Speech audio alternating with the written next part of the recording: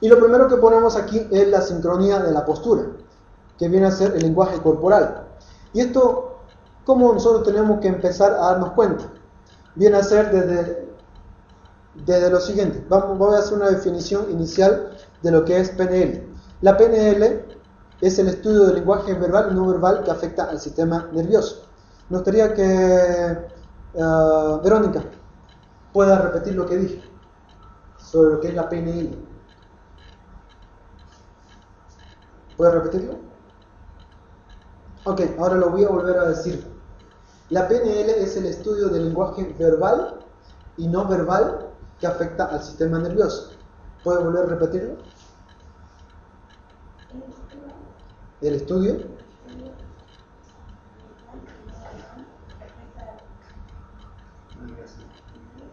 Ok, muy bien. Pero ¿por qué pudiste decirlo? Repetirlo. Ajá. ¿No? ¿Quién me puede decir por qué? ¿Se escuchó? Ajá. ¿Por qué creen? Porque lo captó ya. Puede ser.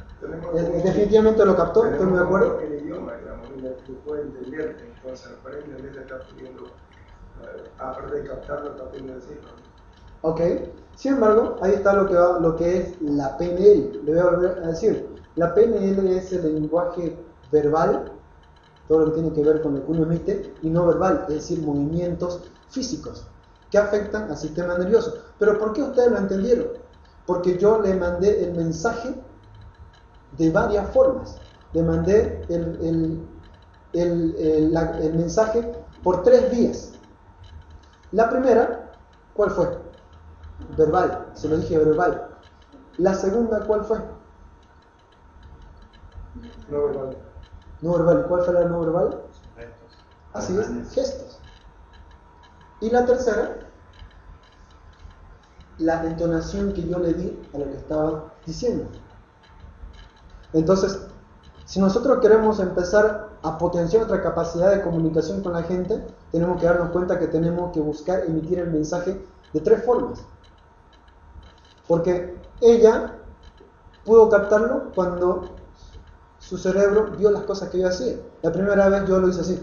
La PNL es el estudio del lenguaje verbal y no verbal que afecta al sistema nervioso. Fue puro comunicación verbal. Entonces le fue por una vía nada más. Le fue difícil de captar. Pero si yo acompañé esa comunicación con decir, la PNL es el estudio del lenguaje verbal y no verbal que afecta al sistema nervioso, entonces quizás ella poco puede entender lo que yo dije, pero sí le llegó el mensaje por la comunicación corporal que yo hice. Entonces ahí nos damos cuenta que nuestro lenguaje corporal es poderoso. Y eso es lo que tenemos nosotros que ver, porque hay también un estudio que dice que el 70% de la comunicación es corporal y el 30% es lo que la gente entiende verbalmente. Entonces, si ustedes están frente a un cliente y están ustedes suponiendo, ¿qué vende tu empresa, Henry? Una empresa de fertilizante. Ok, de fertilizante. Entonces, póngase que él está con su cliente, con un agricultor, y agarra y le dice, el producto que nosotros tenemos es de excelente calidad, va a dar un excelente rendimiento a sus cultivos. El asunto es, solamente fue comunicación ¿qué? Verbal. Y eso disminuye la capacidad de poder influenciar al cliente. En cambio, si él dice, nosotros tenemos excelentes productos que van a hacer que sus cultivos realmente tengan alto rendimiento, entonces ahí está ¿qué? Estoy utilizando el lenguaje corporal, donde estoy transmitiéndole las cosas, que quizás el tipo no entiende mucho lo que yo dije, pero al ver mis mímicas, entonces se le graba más el mensaje. Entonces ahí está lo que nosotros tenemos que ver, que significa el lenguaje corporal. Y también dentro del lenguaje corporal está la forma en que ustedes también ingresan a una reunión. Si ustedes ingresan quizás así todos decaídos y entran todos como deprimidos, ¿qué mensaje corporal le están dando? ¿Qué mensaje le están dando? Negativo, es decir, venían a vender y al otro dice, ya este me lo voy a comer. ¿Por qué? Porque lo ve así y el cliente se siente superior. Entonces ahí el asunto está cómo nosotros entramos. Por eso también muchas veces se dice en el tema de cuando la gente da la mano, también es un mensaje corporal, un mensaje no verbal. Su mano, ¿vio? Entonces ahí va el asunto. Si uno da la mano firme, ¿qué mensaje podemos estar mandando? Seguridad. En cambio, si mucha gente da la mano más o menos así, es muy suave, entonces la gente se queda con un mensaje diciendo, y además a veces desagradable. Entonces la persona, el cliente, va a decir, esta persona no está segura y puedo sacarle ventaja. Y obviamente también si la persona da la mano así, también se siente insegura, porque es un mensaje que está mandando. Entonces todo ese tipo de cosas son comunicaciones que dan un mensaje. Y si damos un mensaje erróneo, pues nuestra comunicación va a tener resultados erróneos. También otra de las cosas importantes cuando hablamos de la postura viene a ser cómo nosotros también nos sentamos frente al cliente o también cómo nos paramos. Yo me acuerdo, creo que en 2000 o 2001 nosotros estábamos haciendo una consultoría financiada por el BID para empresas de confección de ropa, que eran de las más grandes aquí en Santa Cruz. Y como parte de eso viajamos con esta gente a Buenos Aires para apoyarles en una feria con empresarios de Buenos Aires que tienen tiendas grandísimas. Me acuerdo que visitamos a un tipo, un argentino, que su oficina, solamente su oficina era el doble de este espacio en el que estamos, y su escritorio era de donde ustedes están hasta por lo menos esta distancia, sí, enorme. Entonces el tipo nos recibió y su forma de sentarse era así. ¿Qué mensaje uno podría percibir que nos está dando con esa forma de sentarse? Arrogancia. Quizás diciendo, a ver, estos bolitas, ¿qué me vienen a ofrecer? ¿Qué pasaría si en la reunión nosotros nos hubiésemos sentado así? ¿Qué mensaje damos? O quizás sentarnos así. ¿Qué mensaje damos?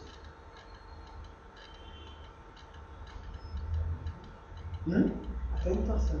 Puede ser atentos, pero también como que estamos ansiosos de poder cerrar una cosa con ellos, o también de estar quizás como alterados o intranquilos con la situación, porque estamos así muy prestos. Entonces, ¿qué significa? ¿Qué nosotros debemos darnos cuenta? Darnos cuenta de cómo está el cliente, y muchas veces en realidad no hay que suponer. Quizás uno puede decir, con la forma de sentarse, no está queriendo decir, estos bolitas quieren ofrecerme, pero esa es una suposición de nosotros. Quizás se sienta así cómodo y punto. Entonces, ¿qué nosotros debemos hacer en esas situaciones? También sentarnos como él.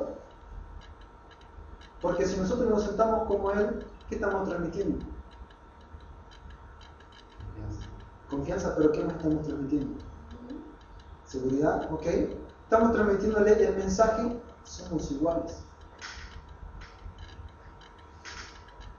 Tenemos el mismo peso.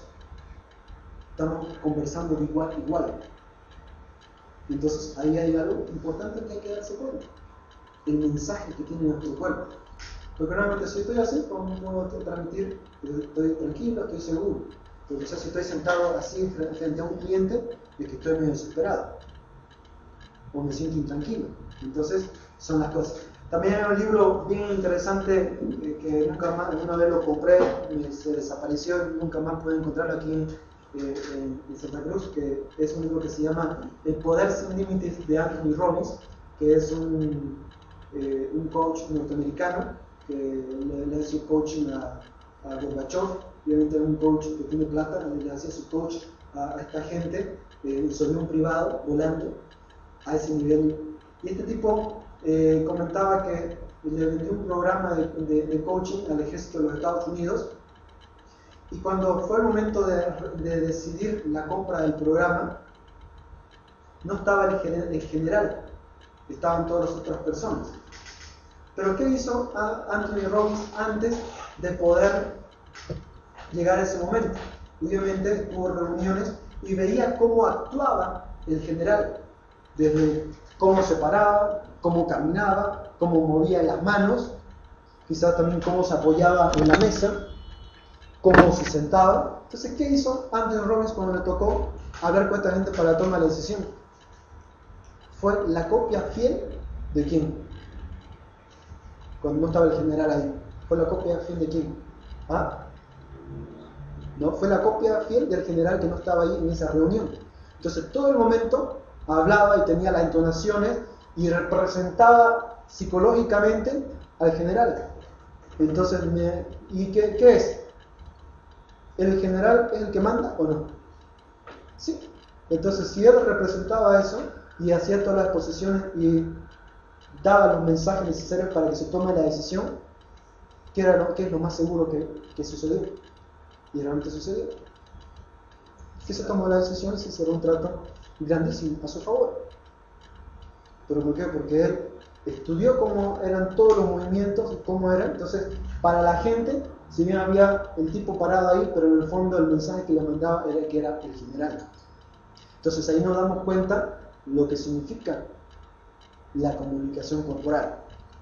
Entonces, cuando nosotros estamos con un cliente, tenemos que empezar a darnos cuenta de esas cosas, y también viene a ser de que uno tiene que ir cambiando la postura de acuerdo a cómo cambia el cliente. Si el cliente en un momento por ahí sube la mano, quizás uno puede subir su otra mano de la otra forma. Quizás si el cliente empieza a mover o mueve la cabeza hacia un lado, también uno puede moverla hacia el lado. ¿Por qué? Porque uno empieza a ser un reflejo de la otra persona. Y además viene a ser así. Nosotros en general nos negamos cosas a nosotros mismos. ¿Nos negamos en general cosas a nosotros mismos? ¿Sí? ¿En general? ¿O pocas veces? Somos muy permisivos con nosotros. En general no nos negamos mucho a nosotros. Entonces, si nosotros logramos ser el reflejo del cliente, va a pensar que la persona que tiene enfrente de ella, en general, es el mismo. Entonces, el cliente se siente cómodo y no hay mucha resistencia. Entonces, justamente eso es lo que hay que ver. Obviamente, el tema de sincronizar las posturas no es que el cliente por ahí se rasca la cabeza y no se rasca la cabeza, se rasca el cuello y no se rasca, se tira la oreja, se mete el dedo al ojo, no. Pero sí, en el asunto de que el cliente está delante de uno puede estar de esa manera. Si se dan cuenta, parecido a quien yo estoy en este momento, de lo que están aquí presentes. Ok, puede ser, pero fíjense bien, ¿a quién más? Por ejemplo, Marisabel, miren cómo está Marisabel, está con los brazos cruzados, pero también está con las piernas cruzadas. Yo estoy también con las piernas cruzadas. Y estoy más o menos de la misma forma que está sentada ella. Henry está mucho más así, está quizás su forma, o quizás está más tenso, pero él está sentado de otra forma. En cambio, si yo quiero tener una mejor comunicación con Isabel, puedo sentarme así y ella se va a sentir también más cómoda. Entonces, esas son las cosas que hay que ver. Después también ustedes pueden ver que uno lo hace también en la vida real, todas estas cosas, cuando ustedes están con una pareja, están con su pareja y obviamente tienen una buena química. Si hay buena química, ¿qué va a pasar? Si están sentados en un café, van a estar seguramente ambos de esta misma manera. Y quizás si uno de ellos se va para atrás, también la otra persona se ve para atrás. O si están conversando muy amenamente, van a ver que los dos cuerpos están hacia adelante. Entonces, como ven, hay una sincronía.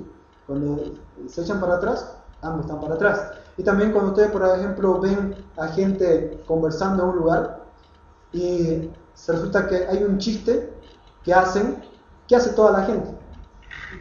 Ríe. ¿Y qué más? ¿Qué otros movimientos corporales hacen en ese momento? ¿Ok? Pero también muchas veces la gente, todo el mundo se tira para atrás riendo. Y la pregunta es, ¿la gente conscientemente dijo, ok, fulanito rió, yo voy a reír, fulanito se tiró para atrás, yo también voy a tirar para atrás? ¿Lo hacen conscientemente? No, es inconsciente. Entonces ahí vemos que la gente cuando está conectada sincroniza todos sus movimientos. Y ahí está, no sé si ustedes han escuchado que hay religiones que no permiten que la gente baile. ¿Sí? ¿Por qué creen que prohíben el baile? ¿Ok? Bien. ¿Por qué? Porque el baile, cuando la gente baila, ¿qué es lo que sucede? ¿Cómo están los cuerpos de las dos personas? Juntos, pero también están sincronizados. ¿Por qué? Porque cuando el hombre se mueve, la mujer también se mueve. Cuando se mueve para el otro lado, también se mueve. El brazo está de la misma manera. Y después cuando se ponen a conversar, ¿qué está pasando? También están sincronizando la voz. Entonces, prohíben, ¿por qué? Porque esa sincronización lleva ¿a qué? A una confianza. Al desarrollo de esa confianza. Y ese desarrollo de la confianza, ¿a qué puede llevar? ¿A qué puede llevar?